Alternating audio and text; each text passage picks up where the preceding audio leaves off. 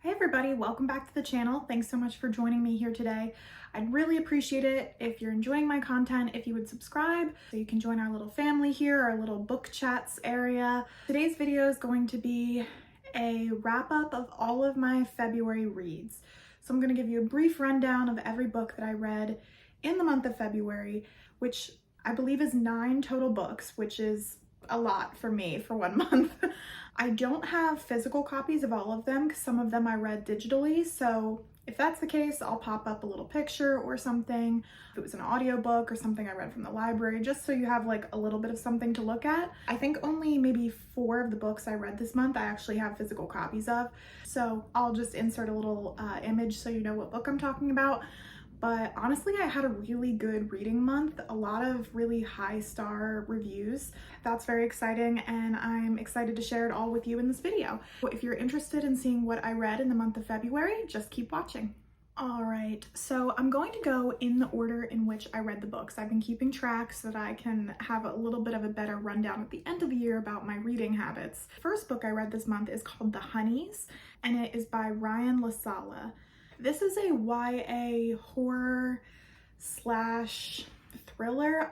I would really classify it more as a horror. I really enjoyed this book, and I'm not a huge horror connoisseur. I don't typically gravitate towards that, but when I read the synopsis of this book, I was like, I don't know, it just sounded really interesting. But it's a book about our main character, Mars, who is kind of grappling with his twin sister's mysterious magical death. Basically, there's something going on, but he can't quite put his finger on what it is. So he decides he has to go back to this camp. It's sort of like a summer camp, for lack of a better way to put it, but for like very wealthy, status-seeking people. So it's kind of like a fancy camp called the Aspens, and there is a group of girls at this camp that his sister was friends with, and they're called the Honeys, and the whole story revolves around him going to this place and trying to figure out what happened to his sister. And it's really interesting. My favorite part of this book is that the writing is so pretty, very lyrical. Like if you like really beautiful description or really detailed description, I think you would love this book.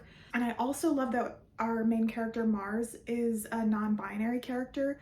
So we're getting a lot of different representation in this book, a little bit of a commentary on, you know, what it's like to be non-binary in our society, which I think is a YA book, super important topic to cover. And all in all, just like really interesting storyline. I didn't love the ending, which is why this book I gave 4.5 stars.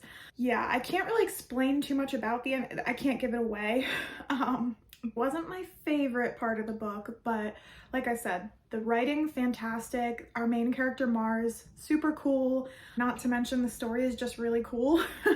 But basically the Honeys are this group of beekeepers, for lack of a better way to describe it, and honestly, it's just so creepy and so cool. If you're into horror as a genre, I think you would really like this. If you're not, I would say far away. But I wouldn't say it's too like gruesome or anything. I was able to handle it, and like I said, I'm nowhere near a huge fan of the horror genre. So anyway, that was the first book I read this month, 4.5 stars. Lovely way to start out February. All right, the second book I read this month, I'm actually going to talk about both at the same time because it's a series. So I read both books in this series. It sort of seems like there might be another one that will come out at some point. The first book is called This Poison Heart, and it's by Bayron. It is a YA fantasy. I would personally call this kind of like a cozy fantasy. There are stakes, there are some high stakes, but I don't know, I found it like quite comforting because of our main character's family just being very sweet, and our main character's gifts, which I'll get into in a minute. The first book I read through the library. The second book wasn't available through the library as quickly as I wanted to read it, so I ended up buying it used on Amazon. And the second book in this series is called This Wicked Fate, and it's just a lovely cover. I'll pop up the screenshot of this Poison Heart, which is the first book in the series. You know, let me give you a little bit of a rundown about what it's about. So our main character, Bree, is growing up in Brooklyn with her two moms and kind of mysteriously is willed this estate in New York that belonged to her biological mother's sister. The book follows her and her mom's moving there and kind of discovering the estate. And while they're there, weird things start to happen, and Bree learns more about where she comes from, who her family is. And we also learn right from the beginning and all throughout this book that Bree has the power to control plants. So she can grow plants. Anytime she walks by, plants kind of just gravitate towards her, like they pull towards her. And we also learn that specifically she is not 100% immune, but basically immune to poisonous plants. So that becomes a huge thread in the storyline of this entire series. The first book is just her and her mom's moving to this estate. Again, I can't give away too much because it'll ruin the whole plot. But I really loved this. Again, it was like very warm and cozy for me, other than a few moments and kind of the ending. Bree as a character is just so sweet, and her relationship with her moms is just so cute. Like the whole time I just keep thinking it's so nice that they're so supportive of her. I haven't been personally this interested in like a fantasy series since Percy Jackson when I was little, or much younger. Sometimes I still pick up Percy Jackson. It's something everyone can like, but it gives me similar vibes, which you might sort of gather by the end of this book and the beginning of the next one. So what I'm gonna say is, if you haven't read this series and this sounds like something you're interested in, skip over the next part where I talk about the sequel, because in order to talk about the sequel, I have to reveal what happens at the end of this book, which would just ruin it. All in all, the first book, this Poison Heart, I loved it. I gave this 5 stars, which for me, for like a fantasy book, for YA fantasy especially, I just think it's a really good read. Moving on to This Wicked Fate, which again is the second book in this series. I did also really like this. This plot is a bit more involved, but again, if you haven't read the first one and you're interested in it, please skip ahead so I don't ruin this for you. But basically, the end of the first book, Bree's mother has died at the hands of the villain in the first book. And the goddess Hecate gives Bree and her family a month to reunite all the pieces of this poisonous plant. It's broken into, I think, 6 pieces. So they have to reunite 6 pieces of this poisonous plant within 1 month, basically. I think it's like the turn of the moon or something like that, but basically like 1 month's time, or her mother will be lost forever. And this is where I'm saying it kind of gives me Percy Jackson vibes. Like it gives me similar vibes to the earlier stories, like the first book where Percy has to like try to get his mom back. Same kind of concept, but cooler in my opinion. But anyway, our main character Bree works with her family, her friends that she meets in her kind of girlfriend that she meets in the first book, and her biological mother's sister, Circe, to go on this quest to get her mom back and to reunite the pieces of this poisonous plant that will allow her to get her mom back. This one I gave 4 stars. The only thing I didn't love about it is that I just felt like the ending was a bit rushed. And the reason I say that is because it sort of feels like they aren't sure at this point whether there's gonna be another book. So they were like wrapping up loose ends, but like really quickly in case this did end up being the last book. It sort of feels like when you are watching a series that they're not sure is gonna be renewed. Like a TV show that they're not sure is gonna be renewed for another season. So they're trying to kind of wrap it up so that if it does end, it's not super weird. I was getting sort of the same feeling when reading the end of this book. So it would have been a 5-star if I felt like the ending deserved it. But for me, it was just kind of an unsure ending where like all the pieces kind of fit perfectly together, but there was still an opening where they could, you know, theoretically continue the series. I'm just curious if there is plans for another book in this series, but that was my only like negative thought about this book at all. Again, I really love this storyline, Bree and her family, and the other characters in this book. Marie, hilarious, I love her. Cersei, also a really great character. So all in all, 4 stars, highly rate it, and this series in general, I really enjoyed this month.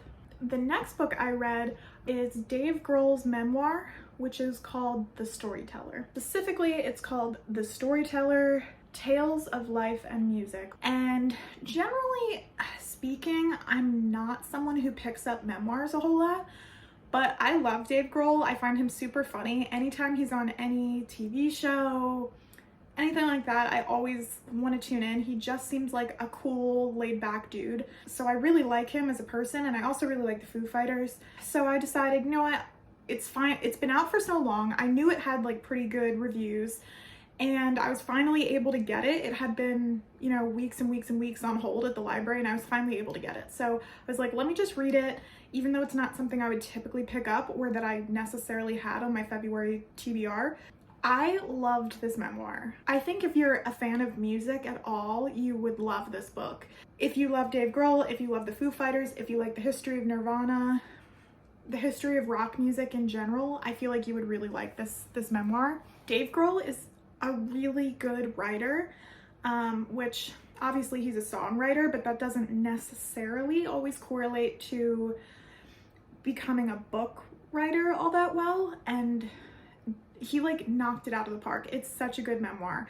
He goes through a lot of heavy subject matter, but there's also a lot of positivity, a lot of like uplifting messages and themes in the book. He talks about growing up and like his early years, entering Nirvana, kind of what he did after Nirvana, all the way up through like being a father to his girls. He's a girl dad, love that for him.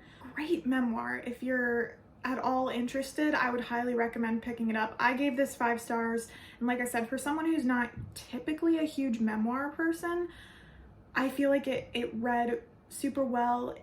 The chapters strung together really easily because he kind of goes in order of his life basically up until this point. There are a few different quotes that I pulled out that I think are incredibly well written. I especially liked this quote from, I would say this was like 3/4 of the way through the book. He said, "I decided not to waste this moment. I decided to stop asking, how did I get here? I was there. I told myself that I was not going to spend a second being scared or wishing I were somewhere else." And I feel like he's such an accomplished musician that if he still has imposter syndrome, I feel like all of us probably are never gonna get over it.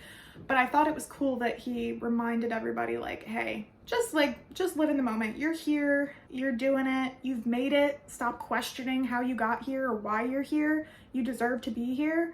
And I thought that was a really cool point. So many good life lessons in this book. But yeah, all in all, love Dave Grohl, love this book, highly recommend it. If you are also into the Foo Fighters, music lover in general, I think you'd enjoy it. And I really do feel like the title, Storyteller, wraps everything up for him so nicely because he really is such a gifted storyteller in the way that he writes this book.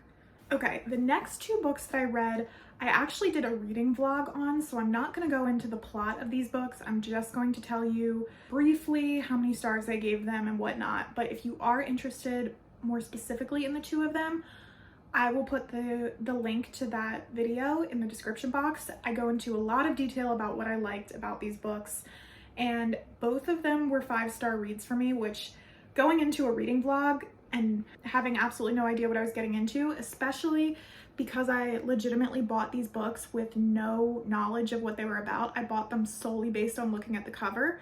And even in doing that, 5-star reads. So I don't know how that worked out so well for me, but they're both really good. The first one is called Locust Lane, and it is by Stephen Amidon.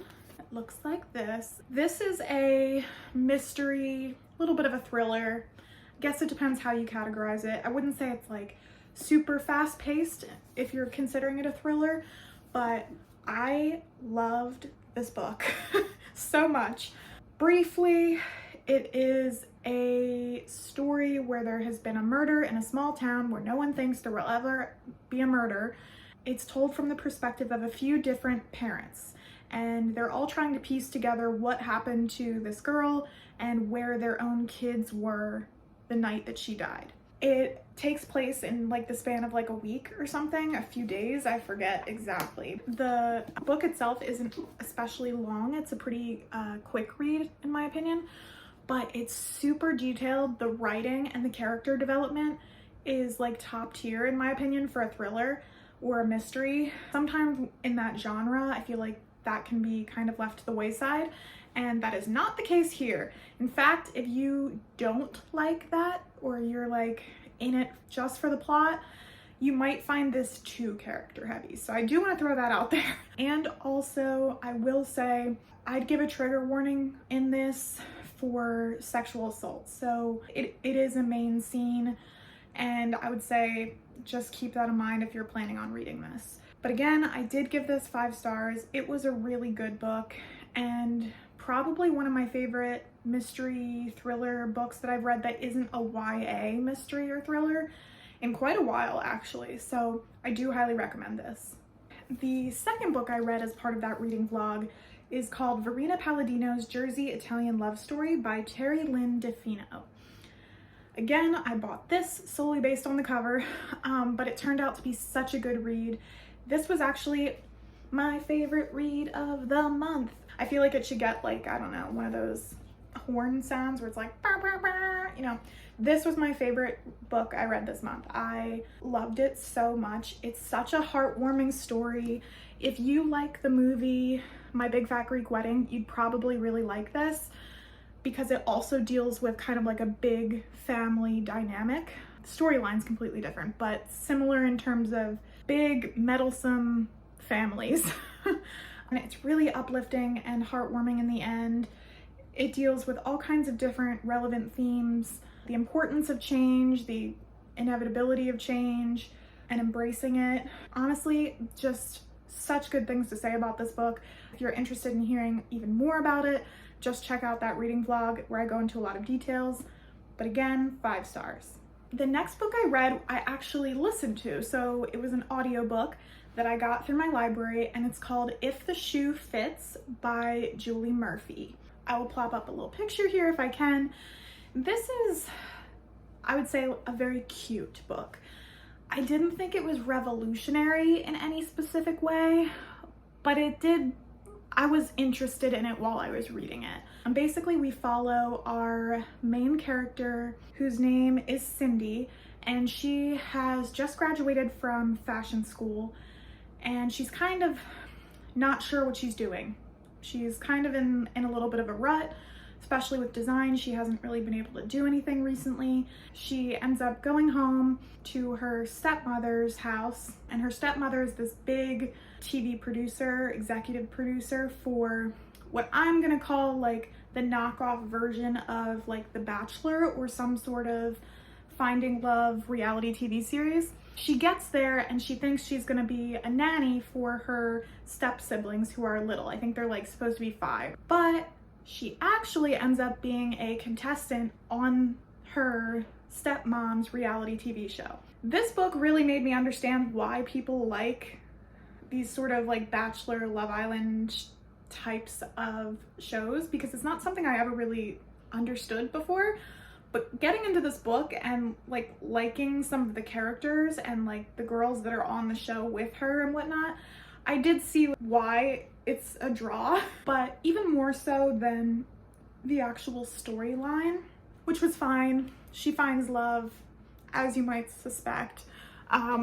If the Shoe Fits, kind of a Cinderella-y title. But my favorite part of this book is that Cindy is a plus-size woman. I think she's 22, so she's like a young woman, but she's plus size. And I think anyone who's plus size, like myself, if you see a plus-size character in a book, it's like, I just feel like it's not super represented.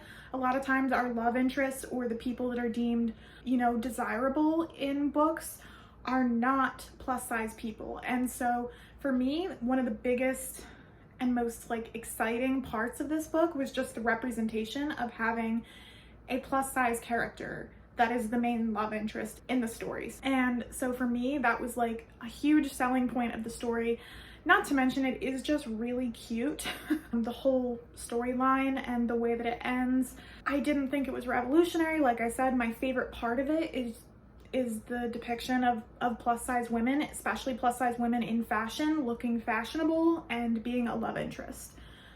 That's like my favorite part of the story, which isn't even the plot, you know what I mean? I mean, it's part of the plot, but it wasn't the biggest part of the story. I gave this 3 stars. Huge like props to actually having books that have plus size main characters who are love interests. Like, so cool. The story itself, fun, everything kind of wraps up in the end.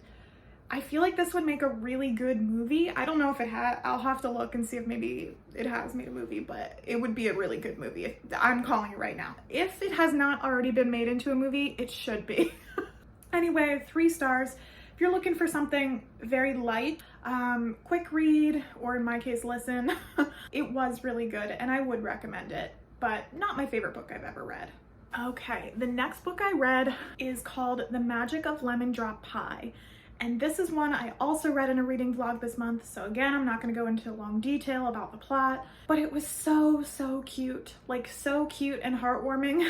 If you're just needing something warm and heartwarming and with some like good life lessons about, you know, changing your path and that sort of thing, I think you would really like it. It was a pretty quick read. Mostly I really liked how our main character, her name is Lolly. The plot, very briefly, is that she is given 3 lemon drop candies, but these candies allow her to experience a day in her life had she done something a little bit differently. So had she opened a restaurant that she wanted to open, had she stayed in a relationship, so there's a few different, you know, paths that she could have taken. It's just such a cute book. I'm not going to go into any more detail because that vlog goes into all of the gory details about the characters and whatnot and why I liked it. But I gave this book 4 stars. Highly recommend it if you're looking for something like sweet and cozy to read. If that's just, I don't know, I feel like I'm in that mood right now because it's still winter. Well, it's going to be March tomorrow, but I feel like we're still kind of in the midst of winter, but I'm like craving something cozy because of it. So for me, I really loved this book this month, and the cover, so cute. Like everything about this book, the lemons, it drew me in. Again, check out the blog if you want to know more, but I'm giving this a solid 4 stars. And the last book of the books I read this month is called Dark and Shallow Lies by Ginny Sain. I think that's how it's pronounced, Ginny Sain. That's such a, I love the name Ginny. I think it's such a cute name. It does always remind me of Harry Potter, but it is a really cute name. This book, I gave it 3 stars. Okay, let me get into it. So I got this one from the library as well. The gist of this book is that our main character, her name is Gray, and her best friend has gone missing. And she's returned home to this town in Louisiana where she spends her summers. It's where her grandma lives, where her mom used to live before she died. And she returns every summer and has a big group of friends there that were all born at the same time. So they kind of share this unbreakable bond. This little town in Louisiana is super like mystical, known for their fortune tellers and their like prophecy and whatnot. Like everyone in this town is gifted in various ways, including some of her friends and including our character Gray, which she hadn't really known before this summer when she's returning. But basically the story follows trying to find out what happened to her friend. But there are some other mysteries entangled into that as well. The reason I didn't love this is because I really didn't feel like, despite the fact that her friends are supposed to be like this huge, like they were all born, I think they call them like the summer 12 or something, like this group of bonded friends. There's really only one friend that she spends any time with this summer, and we don't learn a lot about the other ones that are still there. I feel like their powers and whatnot were really cool, and it would have been more interesting to kind of dive into them as characters a little bit, and we just didn't get that. Like, we didn't learn too much about them. And on top of that, there are just some weird relationships going on. I can't divulge more than that because it would ruin it. It was just a little weird for me. I didn't love how that worked out at all.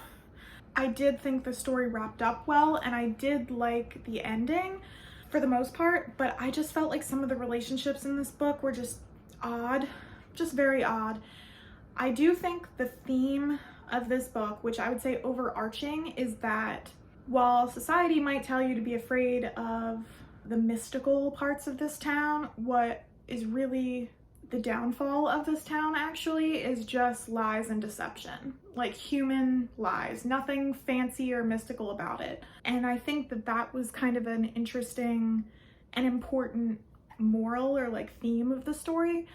But even so, I didn't think it like saved it for me towards the end. So I would give this 3 stars. I did really like it, but it's not a favorite, and there were some parts of it that I was like not feeling at all. That was kind of a bummer. Did I like it? Yes. Did I love it? No. So that's why it gets 3 for me. Unless I hate something, it doesn't generally get, or I would say lowest I would rate this would be like 2.5. So 2.5, 3 stars would be my rating for this. I can see how people would like it. The mystery part of this is really interesting, and it really like drives the story along.